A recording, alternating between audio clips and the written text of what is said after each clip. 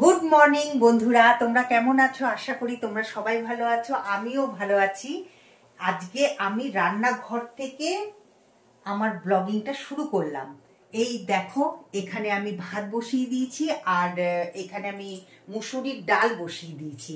আজকে করব পাতলা করে, একদম পাতলা করে মুসুরির ডাল।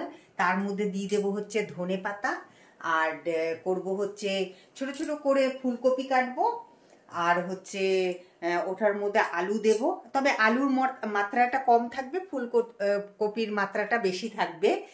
আর হচ্ছে করব হচ্ছে ওলকপির তরকারি। হ্যাঁ, তবে ওলকপির রেসিপিটা দেখাবো আমি, অবশ্যই দেখে নিও। সেটা হচ্ছে আমি আমার মতন করে দেখাবো, হয়তো ভালো লাগবে। কারণ আমি কি বলতো, ওলকপি খেতে খুব ভালোবাসি, সেটা যেরকম ভাবেই রান্না হোক না কেন, নিরামিষ হোক চাই মানে পেঁয়াজ রসুন দিয়ে হোক, যেরকম করেই হোক না কেন। তা যাই হোক, এখন থেকে আমি আমার ব্লগিংটা শুরু করছি। আজকে হচ্ছে বুধবার, আর এখন ঘড়িতে বাজে হচ্ছে 11:32। তো ওইদিকে কালকে তো আমি কাপড় কেচে রেখে দিয়েছিলাম ওয়াশিং মেশিনে, তবে এখনো মেলা হয়নি। তা এখন এই কাপড়গুলো মেলে দেব, না হলে পরে তো এরপরে অসুবিধা হয়ে যাবে। তা আগে আমি মেলে নিই, তারপরে আবার আসছি তোমাদের সামনে। তো এই দেখো, জামা কাপড়গুলো সব মেলে দিয়েছি, সব মেলা হয়ে গেছে। তো এগুলো শুকোতে থাক, আর যেগুলো শুকিয়ে গেছে এই যে তুলে রেখে দিয়েছি এখানে। এখন এগুলোকে তাড়াতাড়ি করে ভাঁজ করে নেব। তবে তার আগে ভাবছি যে ঘরটাকে একটু ঝেড়ে নিই, কারণ অনেকটা বেলা হয়ে গেছে, ঘর এখনো ঝাড়া হয়নি। আর এদিকে একবার দেখে নিই যে ফ্রিজে কি আছে। ও, লাউ তো আছে, আবার এইদিকে দেখো পালং শাকও আছে। দেখি তাহলে পরে। আর এই যে এই যে ওলকপিটা আজকে করবই আমি, ওলকপিটা দেখে আমার খেতে ইচ্ছে করছে। আর এই যেখানে আরেকটা ফুলকপি আছে, ওই ফুলকপিটা তো ভাজা করব। দেখি আর কি করা যায়।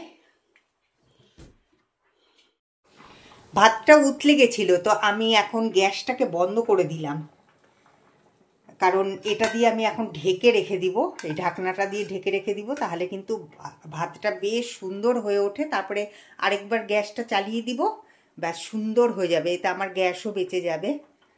আর এদিকে দেখো, ডালটা প্রায় হয়েই এসছে।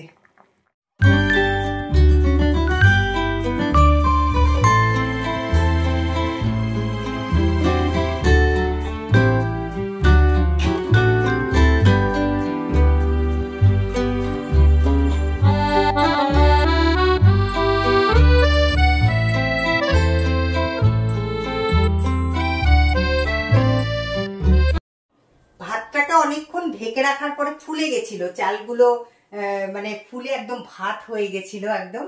তা আমি এখন এটার মধ্যে একটুখানি জল দিয়ে তারপরে এখন আরেকটু ফুটিয়ে নিচ্ছি। আর এদিকে হচ্ছে ডালটা হয়ে গেছে, ডালটা হয়ে গেছে মানে কি সেদ্ধ হয়ে গেছে। তা আমি এখন এটাকে ফোড়ন দিয়ে নেব।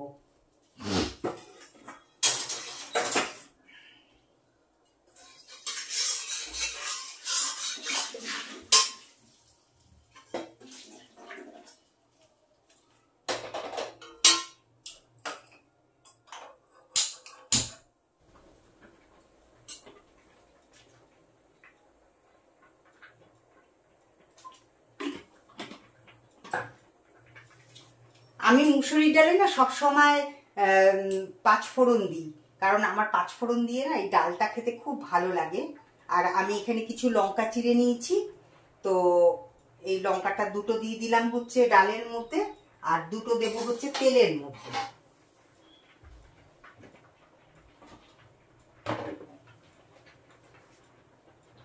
তো এই দেখো, আমি নিয়ে নিয়েছি পাঁচফোড়ন। এবার পাঁচফোড়নটাকে না ভালো করে ডলে নেব, কারণ তাহলে স্মেলটা ভালো বেরোয়।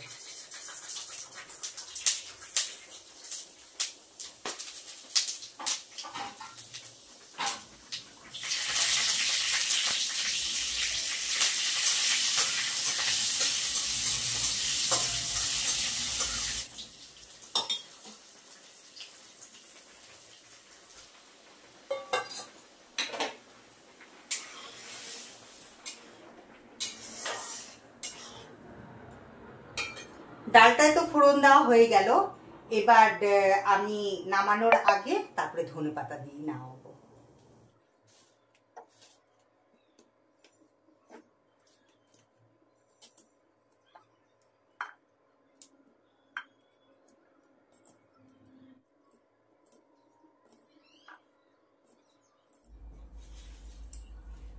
ওলকপির যে এই যে পাতাগুলো দেখছো না, এই পাতাগুলো কিন্তু বাটা খাওয়া যায়, তবে আমি কোনোদিন বাটা খাইনি। তো ইচ্ছে আছে যে পাতাগুলো তো ভালো আছে, তো এই পাতাগুলো দিয়ে বাটা করবো। তাই যেদিন বাটা করবো সেদিন অবশ্যই তোমাদের সাথে শেয়ার করবো।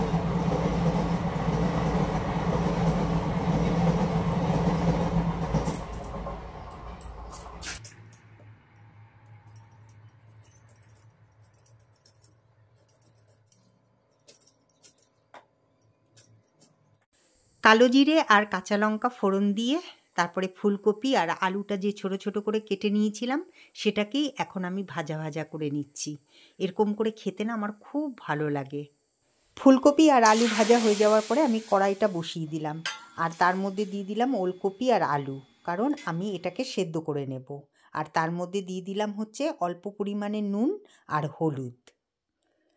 তো ওটাকে ভালো করে নাড়িয়ে দিলাম, আর এবার একটা ঢাকনা দিয়ে ঢেকে দিলাম। তো 5-7 মিনিট থাকার পরে তো আমি একটুখানি নাড়িয়ে দেখে নিলাম যে কতটা সেদ্ধ হয়েছে, কারণ পুরোপুরি কিন্তু আমি সেদ্ধ করিনি, হাফ সেদ্ধ করেছি। তাই এবার আমি জলটাকে ঝরিয়ে নেব। তো ওটা দেখতেই পাচ্ছ, একটা কি বলবো, একটা ঝাঁঝরির মধ্যে আমি জলটাকে ঝরিয়ে নিলাম, আর কড়াইতে দিয়ে দিলাম সর্ষের তেল।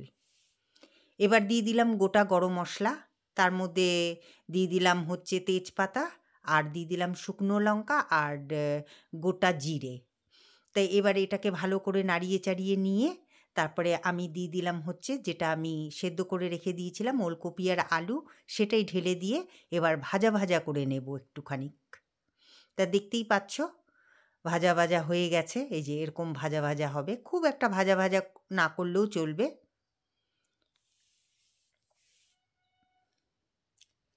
তাই এর মধ্যে দিয়ে দিচ্ছি জিরের গুঁড়ো,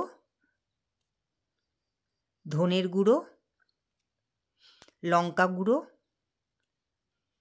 হলুদ গুঁড়ো। এবার এটাকে ভালো করে মিশিয়ে নিচ্ছি এই ওলকপি আর আলুর সাথে। আর নুন দিয়ে দিলাম পরিমাণ মতন।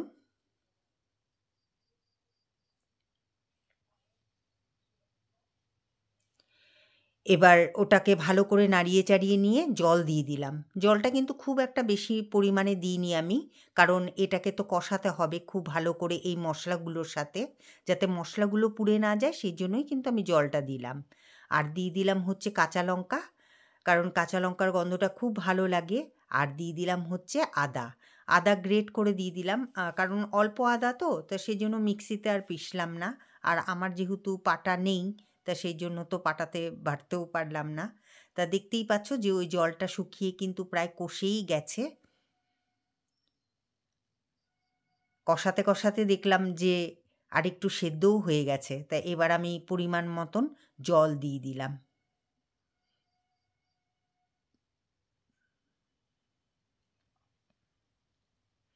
আর এবার জল দিয়ে দিলাম হচ্ছে গরম মশলার গুঁড়ো,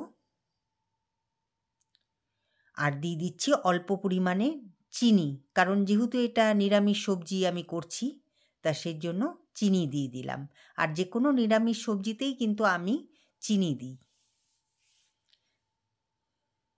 তাই এবার ঢাকনাটা দিয়ে ঢেকে দিলাম, আর নামানোর আগে দিয়ে দেবো হচ্ছে ঘি।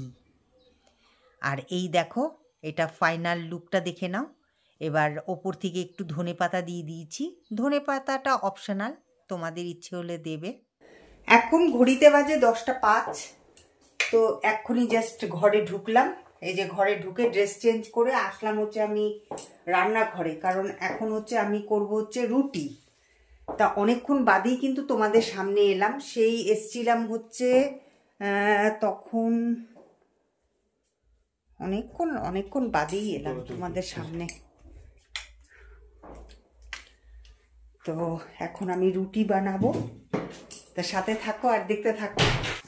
এইদিকে দেখো তাওয়া বসিয়ে দিয়েছি, আর এইদিকে আমি রুটি বেলে এখানে রেখে দিয়েছি। আর এই যে তরকারিটা, ওলকপির যে তরকারিটা, এটাকে একটুখানি গরম করে নেব, কারণ একদম ঠান্ডা হয়ে গেছে। আর এখানে আছে হচ্ছে মুসুরির ডাল, এটাকেও গরম করে নেব। তো এই যে এই তরকারিটা দিয়ে আর রুটিটা দিয়ে খেতে কিন্তু খুব ভালো লাগবে। কারণ কি, ওলকপির তরকারি না পরোটা, রুটি, ভাত সব কিছুর সাথেই খেতে ভালো লাগে। তা আমি তাড়াতাড়ি করে রুটিটা কি বলবো, রুটিটা বানিয়ে নিই, তারপরে তোমাদের সামনে আসছি আবার। এখন ঘড়িতে বাজে 10:30। তা এই দেখতেই পাচ্ছ যে ডিনার সার্ভ করে দিয়েছি, আর শঙ্কর অলরেডি খেতে শুরু করে দিয়েছে। আর ওইদিকে আমার ব্লগিং চলছে। আর এই দেখো, আর এখানে একটা রুটি বেঁচে গেল, দেখি যদি খেতে পারি তাহলে পরে খেয়ে নেব, আর না হলে পরে থেকে যাবে, কালকে খেয়ে নেব। আর এই যে আটাও দেখো একটু বেশি হয়ে গেছে, তা যাই হোক, এটা কালকে হয়ে যাবে। তো এই যে এখানে আমি কি বলে জানি ওটা, ওলকপির তরকারি নিয়ে নিয়েছি, কারণ আমার ভীষণ ভালো লাগে। আর আজকে তো রেসিপিটা আমি শেয়ার করেছি, তা যদি ভালো লেগে থাকে তাহলে পরে অবশ্যই বাড়িতে রেঁধে খেও। আমি কথা দিচ্ছি যে তোমাদেরও খুব ভালো লাগবে খেতে, যদি তোমরা ওলকপি খেতে ভালোবাসো তাহলে পরেই। তা এখন আমি ডিনারটা করে নিই, করে নিয়ে তারপরে আবার আসছি। কি হলো সমু, তোমার আবার কি হচ্ছে? ঘুম পেয়ে গেছে, আর ভাল লাগছে না, খেতে খেতে না হাঁপিয়ে গেছি একদম। তাহলে রেখে দেবো আমি? কি রেখে দিবা? এই বাসনগুলোকে রান্না করে রেখে দিই? না না, এই বাসনগুলো এখানেই থাকবে, বাসনগুলো এখানে থাকুক। এই বাসনগুলো রান্নাঘরে রাখলে পরে আবার ইঁদুরে ধরবে। আমার প্রচন্ড ঘুম পেয়ে গেছে। আর এই দেখো, আজ কদবেল মেখেছিলাম, তা কদবেলের এই যে কভারটা এখানে আছে। খেতে কিন্তু খুব ভালো লাগছিল, অতটা পাকা ছিল না, কাঁচা কাঁচা ছিল, কিন্তু খেতে দারুণ লাগছিল না, বলো শঙ্কর? আর ওইদিকে দেখো, ওই যে রুটিটা রয়েই গেল, আর খেতে পারলাম না, পেটটা ভরে গেল একদম। তো ওটা কালকে সকালবেলা দেখা যাবে। তা আজকে আর ব্লগিং করতে পারছি না। আমি ভাবলাম যে একটু ব্লগিং করব, কিন্তু আর ক্ষমতায় আমার আর শরীরটাই দিচ্ছে না, আর প্রচণ্ড ঘুম পেয়ে গেছে। তো চলো, আজকের মতন এখানেই রাখছি। তোমরা খুব ভালো থেকো, সুস্থ থেকো। আবার দেখা হবে একটা নতুন ব্লগের সাথে, তোমাদের সাথে। Good night.